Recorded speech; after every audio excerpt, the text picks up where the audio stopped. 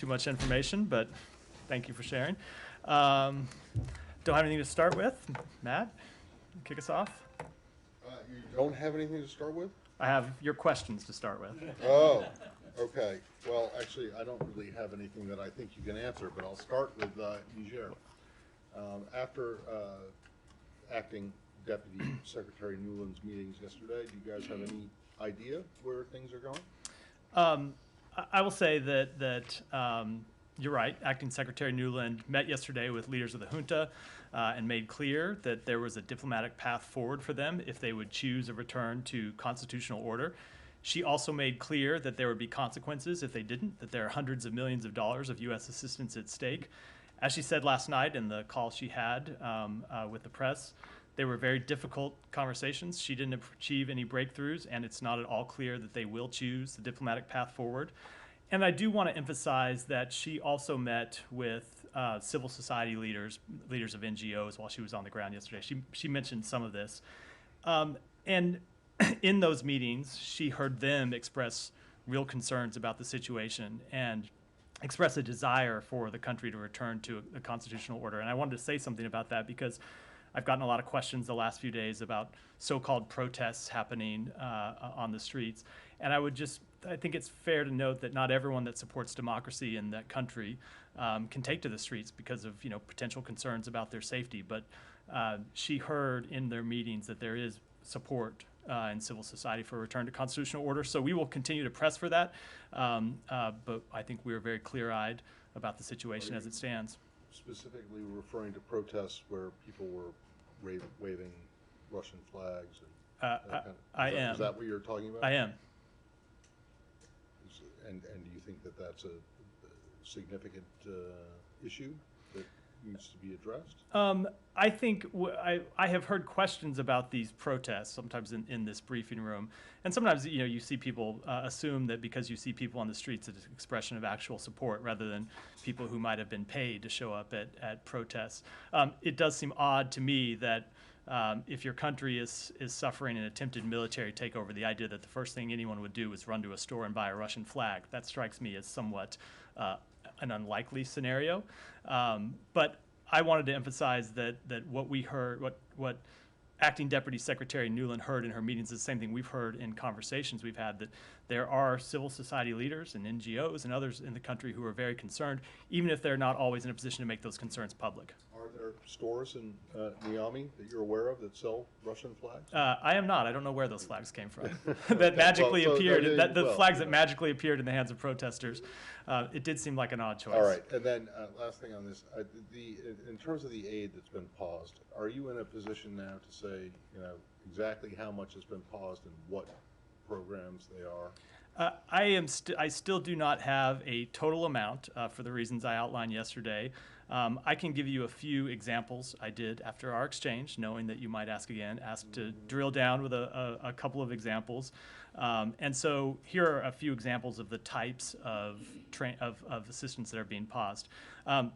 Approximately $1 million in international military education and training funding, which sends Nigerian military students to the U.S. For training. Our peacekeeping operations funded programs that support infrastructure, training, advisory support, and equipment for counterterrorism and or peacekeeping purposes. Foreign military finance. What was that amount? I don't have the amount. I don't have the amount for that one. This goes into, again, it depends on how long. If the pause is temporary, if the pause is permanent. Our foreign military financing programs that are paused that support Nigerian counterterrorism capabilities through sustainment and training on aviation assets. So those are the types of programs that are being paused, and we're continuing to go through an exact inventory of all of our programs. But these are the exact same programs that would be suspended, not just paused. Correct. Should you make a determination that there was a coup? Correct.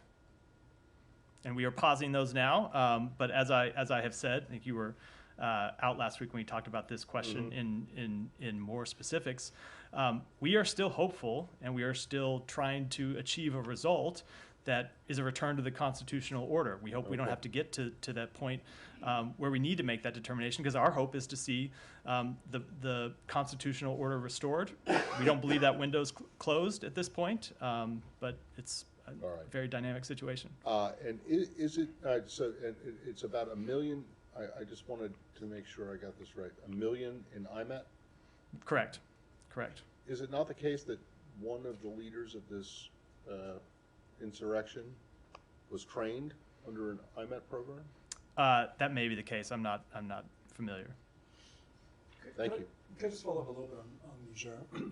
The secretary, in his interview with, because it took place yesterday with the BBC, talked about Wagner potentially taking advantage. Can I just ask for clarification? Is he saying that he's seeing that happening right now, or is he warning against this happening in the future? He was referring to the comments that Yevgeny Prigozhin made last week when he publicly, or last week or over the weekend, when he publicly was celebrating the events in Niger, and the fact that we certainly see Wagner take advantage of this type of situation whenever it occurs in Africa. We, as I've stated before, did not see any role by Wagner in the instigation of this attempted takeover, and we have not seen any Wagner military presence as of yet in Niger.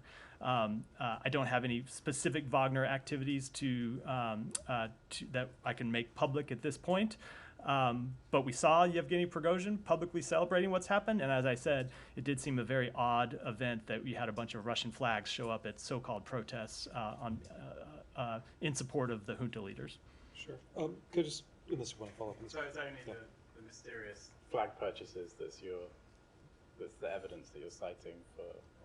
I'm not citing any of it other than what I just said, which is I think it's very strange that if your country is taken over by a military junta and you want to show your support, the way you decide to do that is by running out and buying at, I guess, a store locally, a Russian flag. That seems like an odd choice. To follow on to that, some of the reporting from Niger, not to say that what the innuendo that you're implying is, it may be correct, but there's also possible that, based on some of the reporting, that there are some people in Niger who are leaning towards Russia because there's a historic dislike of France, particularly, and the US is grouped in with France. So I wondered, rather than this sort of suggestion that maybe the flags were bought by Russians or whatever it is there some concern that there could be actually legitimate or genuine feeling in the country of we would rather be aligned with the Russians because we've had a pretty bad experience with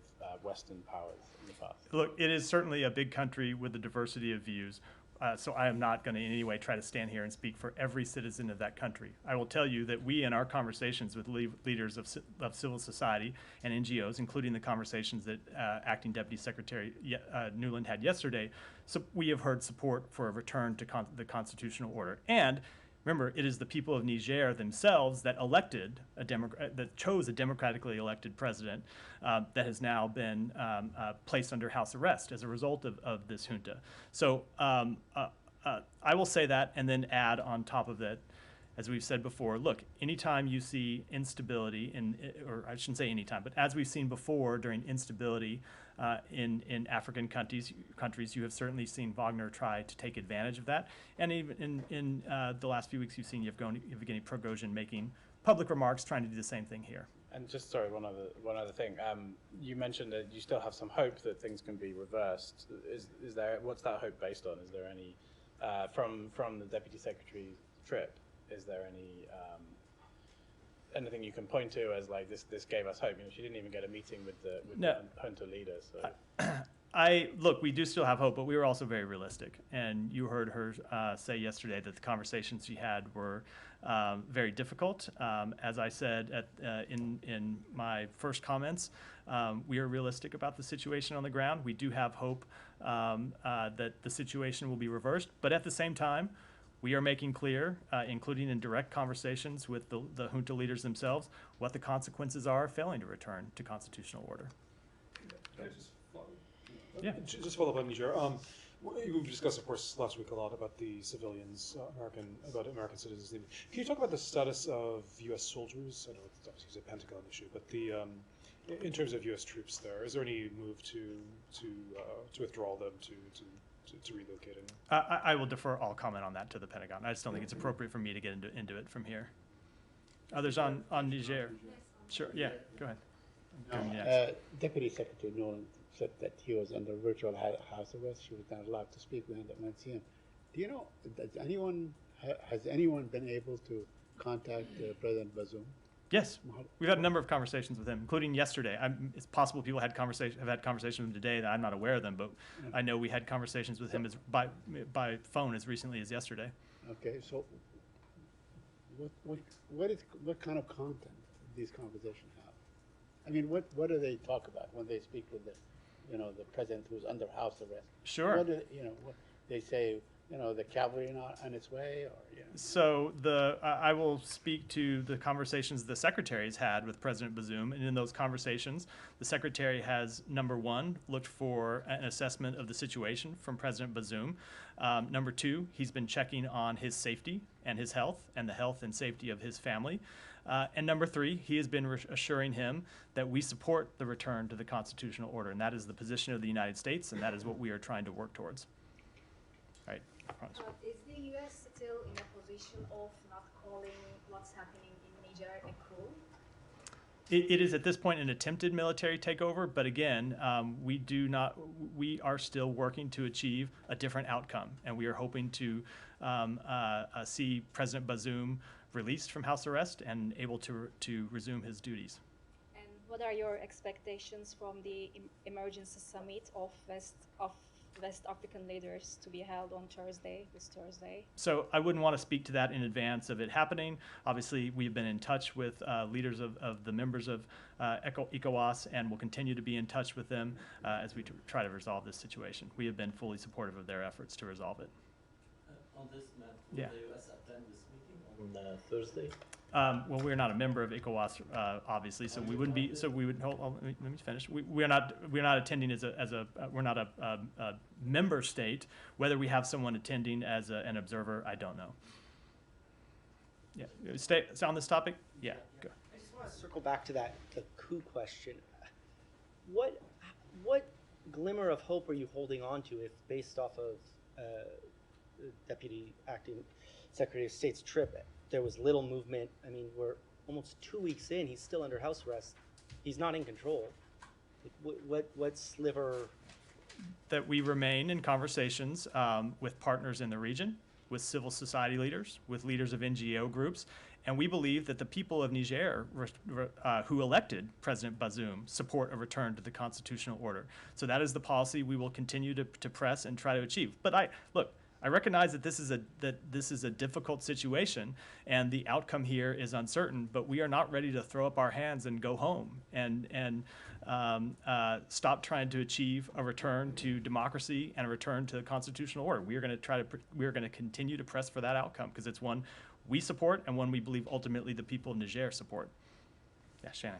On consequences for the U.S. and potentially other countries around the world, if in fact this attempted military takeover is not reversed, what do you think might happen if, even if the current power state stays the way it is, on collaboration with counterterrorism, given how intractable the junta seems to be? Again, I don't want to speculate about decisions that we make down the road. Right now, we are trying to return to a constitutional order, or trying to see Niger return to a constitutional order. But we have made very clear to the leaders of the junta that there will be consequences with respect to the assistance that we provide them if they don't return to a constitutional order. What those consequences will be beyond what we've already discussed, which is the hundreds of millions of dollars of assistance that we provide them. Not ready to get into that at this point because, again, we are trying to achieve a return to democracy here. Yeah, go ahead, Kylie. The ECOWAS angle of this, I mean, they've obviously threatened to take military action to reinstate President Bazoum, and you said that the U.S. fully supports their efforts to resolve this. So if they did take that military action, the U.S. would support it? We are supporting a diplomatic path at this time. And I wouldn't want to speculate about other outcomes or other policy choices that we might make at some other point, but right now our focus is on a diplomatic path. That was the purpose of Acting Deputy Secretary Nuland's visit yesterday, was to present a diplomatic path to them, one that they rejected.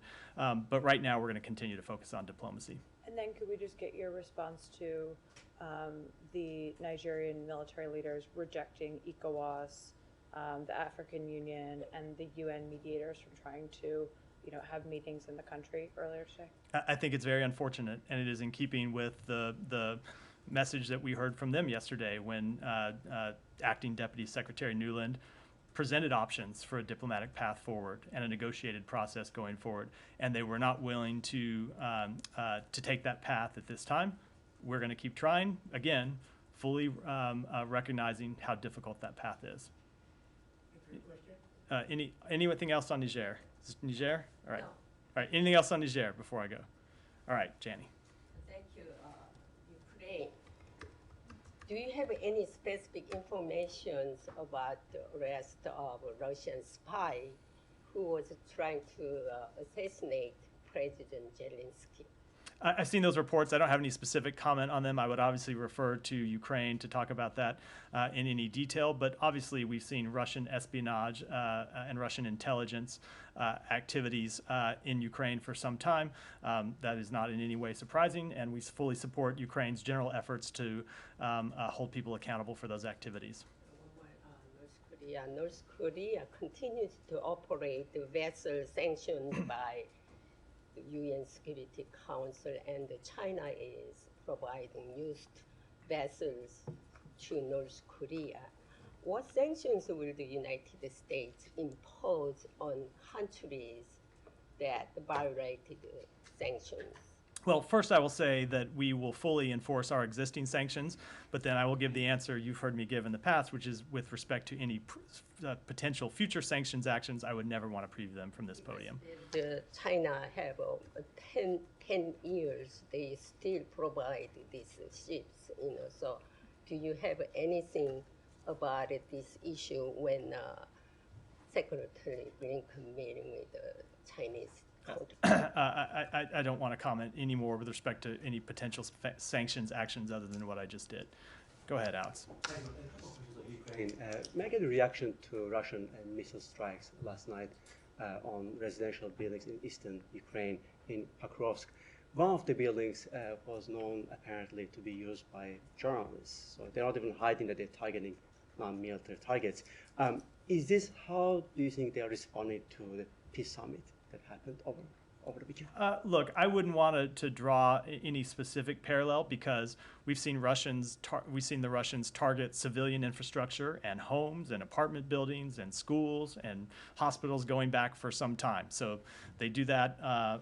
They have done that consistently since the beginning of the war. So I wouldn't necessarily put two and two together and say it was a response to.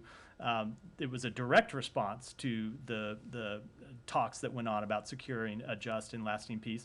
But certainly I think it is a reflection, as all of their attacks on Ukraine, their continued attacks on Ukraine on civilian infrastructure and their attacks on grain facilities, are a reflection of Russia's refusal to engage in real peace negotiations. On that point, your Russian counterpart seemed to have an issue with your statement on Russia refusing what a surprise. The negotiations, saying that the U.S. apparently discouraged Ukraine from negotiating. Was that the case? No, absolutely not. Is this current or at some previous point? When did we supposedly discourage Ukraine from negotiating? I don't know, but it's not the case. You did offer a partial answer to my obvious follow-up question on what you wanted to help Ukraine. Ukraine's foreign minister yesterday asked the secretary in a phone call for long-range missiles. Are you in a position to share what the secretary's response was? I am not. I'll keep those private. I will keep those private diplomatic conversations private. But as I will say, as we've said before, we continue to supply Ukraine with artillery, with a whole host of weapons. We have other announcements coming later this week about additional assistance that we plan to provide Ukraine. And with respect to any other potential missile systems, they are or other defense systems, those are always actions that we consider, but don't have any announcements to make. Thank you. My last question, Ukraine, Russia. Russian president is, the Turkish side already announced it, is expected to be in Turkey by the end of this month. Do you take an issue with the fact that an convicted war criminal will be visiting a NATO member and will not get arrested?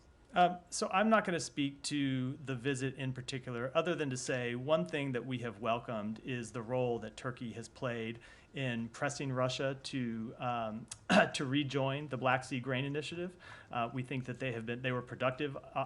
They were very constructive, obviously, in helping reach a deal for that initiative in the first place, and helpful in convincing Russia to continue with the initiative. The first, I don't know, 3 or 4, or however many times it was, they threatened to withdraw before they ultimately did, and they continue to play a productive role. We think it's useful that they play that role. I don't have any comment on a potential visit, other than we do support Turkey continuing to press Russia to re-enter that initiative because it's so important. Did this come up during the Secretary's phone call with Turkish? I'm not going to read out the private conversation. Saeed. Sure. Okay. I'll go to the Palestinian issue. An Israeli newspaper published an article saying that the Israelis will allow the Gaza people the benefit of the pilot program beginning next month. And my question to you, first of all, can you confirm that the Israelis will be doing that? And second, why is it, since this started back on July 21, why is it taking so long? So I won't speak to decisions made by the Israeli government about how they are going to implement this program or when they are going to announce or the details of it. But they have assured us, when we first made this announcement, I believe it was last month, and they have assured us throughout this process that they would be making changes to the way they're implementing it to ensure that, excuse me, U.S. residents of Gaza would be able to participate in the visa waiver program. We have believed those assurances are important. We believe they're mandatory, and we look forward to them being implemented. Thank you. Well, Go ahead. Have you seen any progress towards them meeting this goal so far? I mean, I understand that you're monitoring it and checking it out and seeing it. So what does it look like so far? They have not, with respect to Gaza, let me speak with respect to Gaza. With respect to the whole thing. Let me do it first. With respect to Gaza, they have not yet implemented the changes that they are going to make specific to Gaza because of the different security situation there. But we expect those changes to be made in the upcoming weeks. With respect to the overall compliance with the program, I just don't have an update. I'm just not personally aware. I'm sure that there are metrics that we're tracking to see. I'm not personally aware of where it stands. Since the pilot ends, I guess, it is good through September 30th, that really leaves a small window by which to gauge or measure or use whatever methodology you might be using to make sure that the veracity of this program is actually being implemented. So we have a set of data already from when the program started, and we'll have more data when the Gaza piece of it comes online. But I will say, as a general matter, we do continuous monitoring for all 40 visa waiver program countries, even after they have been admitted to the program, to ensure that they are all members in good standing and continue to meet program requirements. Yeah, but the point is that Israel is not a visa waiver. No, I'm saying I took Saeed's point. I think Saeed. I know, but yeah, you monitor all of them, but this one, they're trying to get in. Right. So presumably, because they're not in yet, the monitoring is a little bit more intense. My point was, we have an intense amount of monitoring going on now. We will have data on which to make a decision. I think the point Saeed was trying to make, maybe not, maybe I jumped to another point, was that if we let them into the program on a amount of data that they're in, the point I was making is there is a monitoring period that is going on now, Should they be allowed to enter into the visa waiver program, there would be monitoring that goes on after that in the same way that happens for all other 40 members of the program. The point is that right now, at this moment in time, on August 8th, they do not meet the requirements. So with respect to the Gaza piece, they do No, not. with respect to any of it. So I'm just not personally tracking. As you imagine, I'm sure there's someone that has a dashboard pulled up monitoring. That's not me. So well, it's not me either. That's why I'm asking you. Because yeah, presumably are the people who are paying attention to this, even DHS, right? Right now, as of today, they do not yet meet the requirements. They have not. So they have not done the Gaza piece yet. So the Gaza piece is an important part of meeting the requirements. With respect to the other requirements, I just don't know. But I would gather that there is an assessment period. There is an assessment that is ongoing about the data that we're collecting, and that at the end of this process, we'll be able to make a determination after having looked at all of it. Okay. Go ahead. Thank you, Matt, and sorry about getting excited a little earlier. So my first question is about this, and especially for you because this journalist was talking about you, so the State Department and Matt. Sami Ibrahim from... You sure it wasn't Matt Lee? Yeah, it was. Who can dare to talk about Matt? You know, it was a lot easier when there was only one Matt. Yeah, I bet, and only one Ned.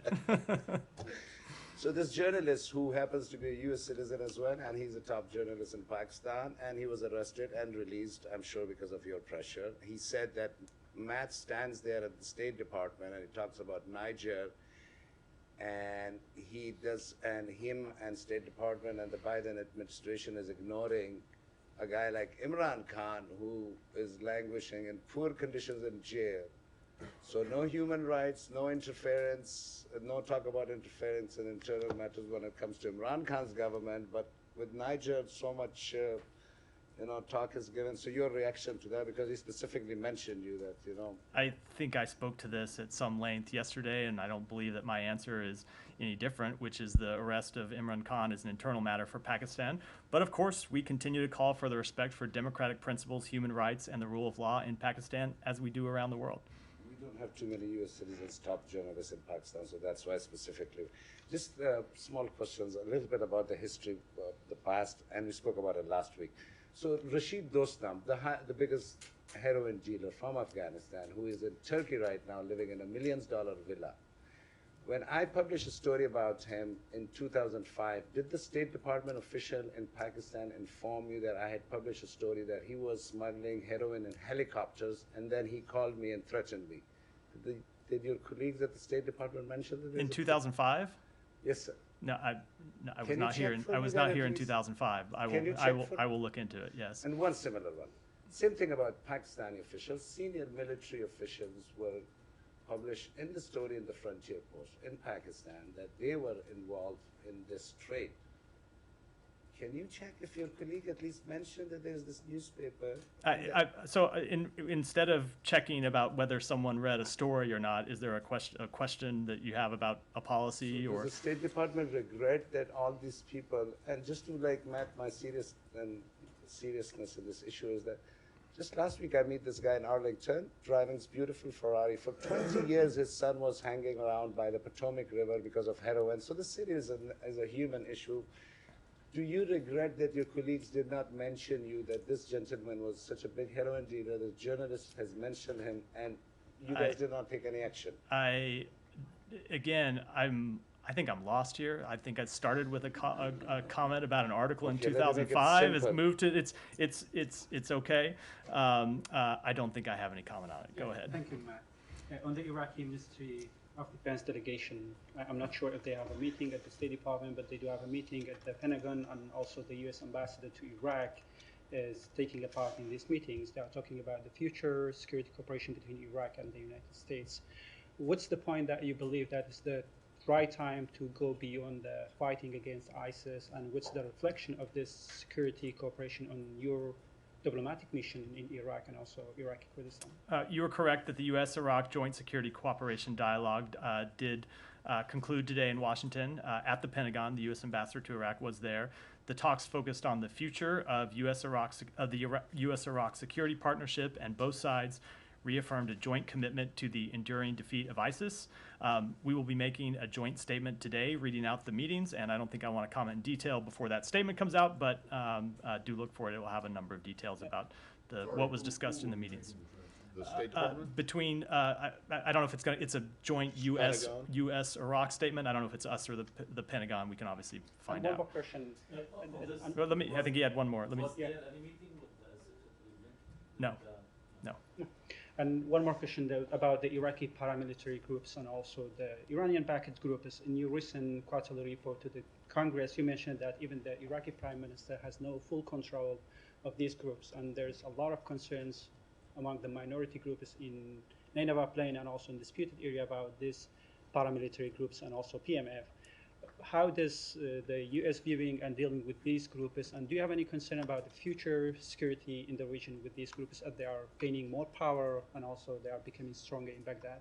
So the United States supports a stable, secure, and sovereign Iraq. We believe that will advance the interests of the United States and the interests of the Iraqi people. We believe all armed groups outside of state control in Iraq should be under the command and control of the commander-in-chief of the Iraqi armed forces. And we will continue to be a partner and build the capacity of the Iraqis to this end. Go ahead, Abby. How concerned are you about the thousands of people protesting in the streets right now, leading to the U.S. Embassy closing its doors? There are reports of gunfire outside of the embassy. And can you bring us up to date on the latest U.S. efforts to mobilize the multinational force? Sure. So we are very concerned. We remain very concerned about the situation on the ground in Haiti. That obviously led us to take the steps we took a week before last, where we ordered the departure of non-emergency staff at the embassy. And I think that directly relates to your second question, which is the next step for this process to stand up a multinational force is for the government of Kenya to lead an assessment mission. I don't have an exact date of that mission, but I do expect that to happen in the very near future in the matter of the next few weeks. And I would defer to obviously the government of Kenya to speak more specifically about that assessment mission, but they're the ones in the lead, but we expect that to happen in the near future, and we are fully supportive of those efforts. Are all U.S. Embassy personnel on the ground there accounted for? They are. Kylie. Can I go to Ukraine? Okay. This isn't a policy question, but it's based on the CNN poll last week, where we saw for the first time the majority of Americans opposed additional congressional funding for the war in Ukraine. So I'm just wondering what the administration's response is to that, if you guys are concerned about what appears, based on this poll at least, to show that the majority of Americans are just not, fully there when it comes to the need for continued support to Ukraine. So I think this is the first time I've been asked about a poll in my short time at the tenure, and I should probably not make it a practice to comment on specific polls, but I will note that it is always dangerous to look at any one poll because they are snapshots in time and you can see other ones. I will say that we have been heartened by the support from the American people and the support, the bipartisan support we've seen in Congress for further assistance to aid Ukraine in defending its people from Russian aggression. That support has been longstanding. It has been there since the beginning of the war, and we expect it to continue. And do you think, though, that the administration is doing an effective job at keeping the American people's support, substantial for continued support if we're starting to see numbers like this? Again, I'm just not going to comment with respect to a poll, but I will say that we will continue to make the case that it is in the interest of the United States to defend Ukraine. It is in the interest of the United States to see that democracy is preserved. It is in the interest of the United States to see that Russian aggression has to be answered. And so we will continue to make that case, and I will let polls speak for themselves. Well, I guess polls don't speak for themselves, but I will let the polls stand as they may be. But we will continue to engage with Congress, where we have seen robust bipartisan support. Yes, and you do see dissenting voices, but overall we've seen bipartisan support for continued support for Ukraine, and we will continue to push for that. And just staying on Ukraine for 1 second, last week the department put a readout of the meetings that state, NSC, and DoD had with Ukraine regarding long-term security negotiations and agreements between the U.S. and Ukraine. Do you have any idea as to when that kind of structure for long-term support for Ukraine is actually going to come to fruition when we'll see announcements on that? Is that something that's happening anytime soon, or are we, 3 to 6 months away from that? I don't have a date. I wouldn't want to put a time frame on it because we were in the middle of those conversations. But in the conversations that we had with our Ukrainian counterparts, we did agree to follow-up meetings. I don't have a date to announce about when those meetings will occur, but there will be follow-up conversations between the United States and Ukraine. And I should note that the conversations, the bilateral conversations between the United States and Ukraine are just one part of this process. The other members of the G7 are having their own bilateral conversations about how they can assure Ukraine's long-term security. And there are 12 other countries that signed on to that statement of support who will also have their own bilateral conversations. So put together, this is a multi-country effort to assure Ukraine's long-term security. I don't have a time frame on when we'll have next steps to announce, but it's something we're pursuing aggressively. Do you think Ukraine will see those long-term security commitments by the end of the year? I just wouldn't want to put a time frame on it. Before I leave you, though, I understand that it's your birthday today. Happy birthday. So I won't lead the room in song. That might embarrass, especially me. I'm the one with the microphone, but happy birthday nonetheless. Thank you. I was going to mention Matt, that. yeah, Got right. away with it. So see, that was a preemptive strike on my point. If the Or two my of you st- want to sing together, that's fine. Matt, No you one else first. has to join. Maybe afterwards, in the off the record. Go ahead. Today, the protest happening in front of the State Department for Bangladesh regarding free and fair election. Do you have any comment on that, what they're doing there? And the situation in Bangladesh is really, really bad now, but they're demanding for democracy in Bangladesh. So please, what is your... As we have made clear many times, as I have made clear many times for this podium, we support free and fair elections in Bangladesh. We've made that clear publicly. We've made that clear in conversations with the Bangladeshi government, and that will continue to be our policy. Thank you. All right, you've had your hand aggressively raised for a while. Go ahead. How could I miss you? Thank you. Jackson Richmond, Epoch Yeah. Times. A few questions. One, regarding the buildup in Hormuz, is the State Department concerned about the potential for escalation in view of this new troop buildup in the region? Second, what's the latest on Robert Malley? Any update? Has it been fired? And finally, what is the State Department's reaction to China and Russia sending a naval force near Alaska? So with respect to the Strait of Hormuz, I would refer to DOD for that question. What I'll say is that the United States, in coordination with our partners and allies, is committed to protecting the freedom of maritime navigation and the free flow of commerce. The Strait of Hormuz is a vital waterway for global markets with more than $1 trillion of seaborne trade transiting it annually, including 25% of global crude oil. With respect to Rob Malley, I don't have any updates beyond what we've said previously. And with respect to the exercises near Alaska, I don't have any comment on those. Go ahead, Goyle. Thank you. Thank you. My question is that as far as Russia's war against Ukraine is concerned now over 500 days, and millions of people around the globe are in trouble or hurting or in many ways, including food, lack of food and security and social and all that. Also, my question that next month President Biden will be in India at G20, and many G20 leaders will be joining Prime Minister Modi in India. You think this, as far as Russia's aggression against Ukraine is concerned, will be solved, or are we hoping anything coming out of this G20 in India? I will say that in all of our conversations with allies and partners around the world, we continue to discuss the war in Ukraine. It is always one of the top topics that comes up in all of our conversations, and I have no doubt that will be true at the G20. And sir, sorry, one more, yeah. What are we doing as far as millions and millions of people are suffering as far as food is concerned because of this war, and in many other ways, mental and all that? I'm sorry, what was? What are we doing? What message do we have those millions and millions of people who are suffering because of this war in many ways, including food, lack of food? So it is a matter of great concern. Obviously, we are concerned that Russia pulled out of the Black Sea Grain Initiative, which was responsible for delivering food to millions and millions of people around the world, and the fact that since they pulled out, Russia has bombed grain facilities in Ukraine, which has taken further grain off the market. We will continue to press for return of to the Black Sea Grain Initiative, and I will say, on behalf of the United States, we have increased our food aid around the world to try to address some of that shortfall. Thank you, sir. Go ahead. Thank you, Matt. My first question on Burma. War crimes committed by Myanmar's military, including the bombing of civilians, have become increasingly frequent and present. A team of the United Nations investigators said in a report published today. So, would you share your comment about this report? Let me take that one back.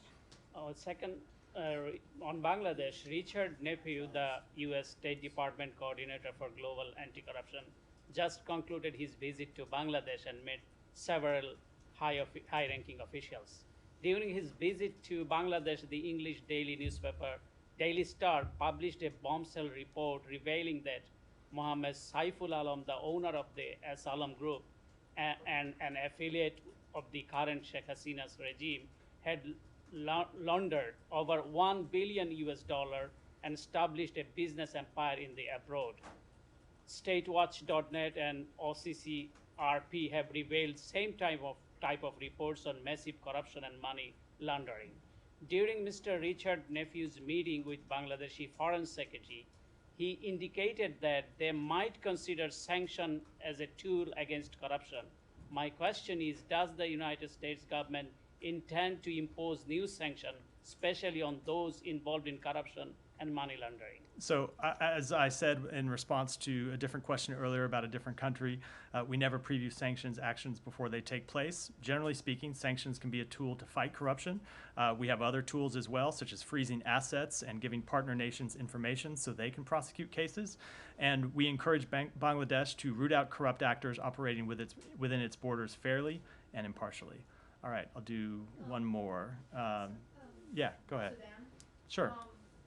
The fighting in Sudan is only intensifying. What message do you have? What steps do you think the United States is going to take forward to stop the fighting?